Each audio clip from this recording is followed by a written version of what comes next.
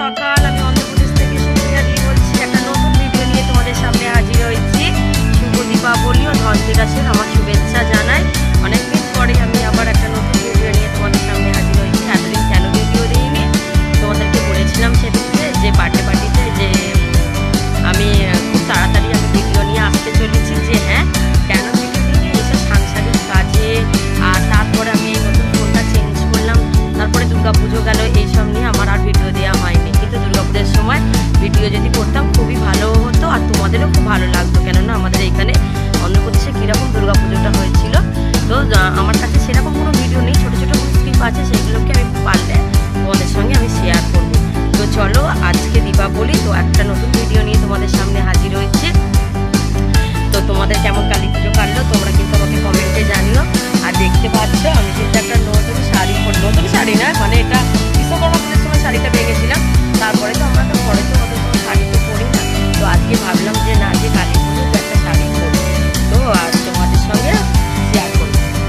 এই দেখো সকাল সকাল আমার হরি গাছ, আর এইটা হচ্ছে আমাদের দুর্গাপুজোর সময় তপস্যার বাবা এই বেল গাছটা নিয়ে এসেছিল। তো এই বেল গাছটাই পুজো হয়েছিল, মানে সেই ষষ্ঠীতলাতে যে বেল গাছ পুজো হয় না, তো সেই বেল গাছটা পুজো হয়ে যাওয়ার পরে ওর বাবা এখান থেকে নিয়ে এসেছিল আর হয়ে গেছে। আর আমি এবছর ধনতেরাস পুজো করেছি, কীরকম করেছি চলো তোমাদের সঙ্গে শেয়ার করি। ধনতেরাস পুজোরও ভিডিওগুলো দেওয়া হয়নি, আমি পারলে আজকে দুপুরবেলা যদি সময় পাই তাহলে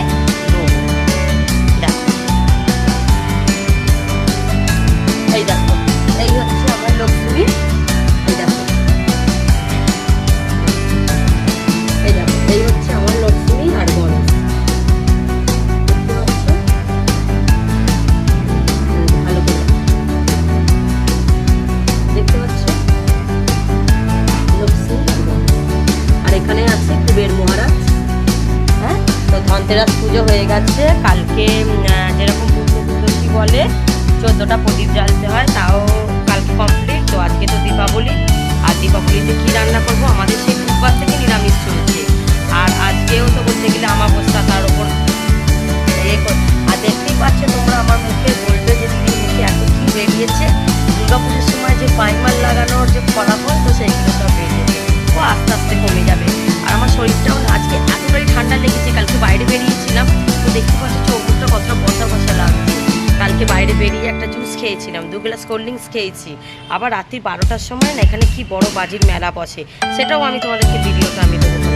আর সেই মেলাতে দেখতে মানে মেলা থেকে আসার পরে না খুব ঠান্ডা লেগে গেছিল, ওই জন্য আজকে ভালো লাগছে না। আমার বাবাকে সমানে বলছি, জানো তোমার চোখটা দিয়ে না জল পড়ছে, মনে হচ্ছে চশমা লাগবে, জানো বেশ চশমা লাগবে, বেশ ভালো লাগবে। বলছি তোমার মাথাতে এখন তো চশমা ঢুকেছে, এই চশমাটার কথাই এখন মনে থাকবে, কিন্তু না ঠান্ডা লেগেছে লাগবে, এরকম চোখ দিয়ে জলটা পড়ছে।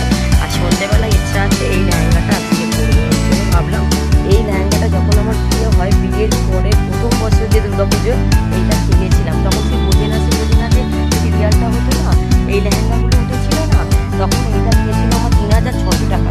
এখন এই লেহেঙ্গাগুলো 1500 করে বিক্রি হচ্ছে। তো এইটা সেই পরে আছে। আর আমার মা বলছে যে তুই না পড়লে কী হবে, তুই রেখে দে, তোর মেয়েরা পড়বে। কিন্তু আমার তপস্যা শাস্তিটা এখন বড় হতে এখন ঢের বাড়ছে। তো ভাবলাম যে না, আজকে দীপাবলিতে এই লেহেঙ্গাটা পরবো বলে ওখানে হ্যাঙ্গারে একটুখানি খাওয়া যায়। আর ধরো তপস্যা শাস্তিটা ঠিক করছি, ভালো করে। আর তোমরা তো দেখোছি, তোমরা কিন্তু বিশ্বকর্মা পুজোতে দেখিয়েছিলাম, ওর তপস্যা বাবা এখানে একটা লাইট দিয়েছিল, লাইট দিয়েছিল। ভাত আর মুগের ডালটা হয়ে গেছে, শুধু করলা আলু ভাজবো আর ডিমটা ভাজবো। আর তপস্যা শাস্তিটার জন্য দুটো ডিম সেদ্ধ আলাদা করতে দিয়েছি, কেননা দেখো আমাদের নিরামিষ, আর ও তো ছোট বাচ্চা না, ও তো আর ওইগুলো খেয়ে থাকতে পারবে না। আর ও একদমই না, এমনিতেই তো তোমরা দেখেছো খুবই রোগা, এমনিতেও ভাত খেতে চায় না। আবার তার উপরে যদি আবার দেখে যে কিছু আজকে মাছ মাংস নেই, খালি তো গেল। হ্যাঁ, কি সুন্দর দুর্গাপুজো, এই দুর্গাপুজোই খালি মনে আসছে। দিওয়ালিতে কীরকম ঘরটা ডেকোরেশন করছে তোমাদের সঙ্গে শেয়ার করি। দেখো এটা আমি ভিডিওটা থেকে নিয়ে এসেছিলাম, সেই ব্লগটা ছিল, তো ভাবলাম যে না সামনে দীপাবলি আসছে, তো তাহলে এই ব্লগটা পাই। আর এই ক্যান্ডেলটা আমি এ থেকে কিনেছিলাম, তারা আলোটা চাই, এটা রামপুরের সময় এই ক্যান্ডেলটা কিনেছিলাম। তো ভাবলাম তাহলে এটা ডাইনিং টেবিলে এটা জ্বাললে বেশ ভালো লাগবে। ঘরে যেতে এখনো বাইরে রোদটা লাগবে না, ভালো লাগবে না, তো রাত্রিবেলা বেশ ভালো লাগবে। আর কালকে ম্যাডামের এই যে কোথাও কিছু না দুজনে মানে জানো তোমরা তো জানো যে ও মানে বাইরে বেরোতেও কি বা ঘরে থাকতে এটা চাই ওটা চাই সেটা চাই। আর তপস্যা শাস্ত্রীটা কি করছে অনেক। আর হ্যাঁ তোমাদেরকে দেখাই, দেখো আমাদের ঘরের লুকটা খুব চেঞ্জ করে দিচ্ছি। খাটটাকে আমরা ওই সাইডে চলে গেছি, যাতে খাটটা সঙ্গীতটা ড্রেসিং টেবিলটা এই সাইডে, মানে এতটা জায়গা ফাঁকা হয়ে গেছে। তারপরে এই দেখো দরজাটা থেকে যে বেরোচ্ছে আবার এতটা জায়গা পুরো ফাঁকা হয়ে গেছে, মানে অনেকটা পুরো ফাঁকা হয়ে গেছে। খাটটাকে ওই সাইডে একটা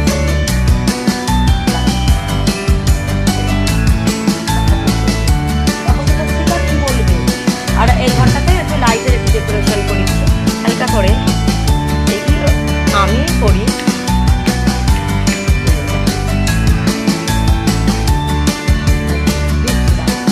না একটু ব্যানানা নেবো, ব্যানানা খাবে, সবসময় বিস্কিট বিস্কিট করলে হবে না।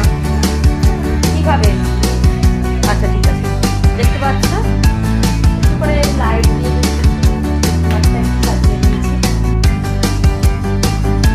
আর এই তো না কি বলবে বলো, সবাই কি বলবে? আর বলো হ্যাপি দিওয়ালি, বলো তোমরা সবাই ভালো থাকবে আর ভালো করে বাজি ফাটাবে। আর কার কেমন দিওয়ালি কাটলো আমার সঙ্গে তোমরা শেয়ার করো কমেন্টে লিখে। অনেকদিন পরে এসেছি, এবার এরকম আস্তে আস্তে আমি আবার ভিডিও দিতে আবার শুরু করবো। আর হ্যাঁ ধনতেরাসে একটা জিনিস কিনেছি, সেটাও তোমাদেরকে দেখিয়ে দিচ্ছি, কেননা আমার পরে আবার দেখতে করবে তোমার দিদিকে সব কিছু দেখাই, এটা দেখাই না। এবার ধনতেরাসে একটু মানে এসেছে অনেক দিন ভিডিও বানানো হয়নি। কেমন হয়েছে বলো? মানে আমি চেয়েছিলাম সোফাটা একটু ছোট হওয়ার, জানো তো এত বড় হয়ে গেছে। তোমাকে কি বলবো, একদিকে ভালো মানে একটা বড় মানুষ শুয়ে পড়বে, যতটা বাবা তো এইখানটাতেই মানে শুয়ে শুয়ে খেলা দেখতে দেখতে ঘুমিয়ে পড়তে হবে। কেমন হয়েছে এটা কভারটা, এটা আমি এ থেকে ফ্লিপকার্ট থেকে অর্ডার দিয়েছিলাম, কভারটা এসছে আর পুরো ডিজাইনটা পুরো ডিজাইনটা এরকম মাথার কাছে এরকম এরকম কভারটা দিলে কি হয় বলো তো, একটু সেফটি থাকে, মানে বেশ ভালো থাকে। আর তাহলে এই ছিল আমার ভিডিওটা যদি তোমাদের ভালো লাগে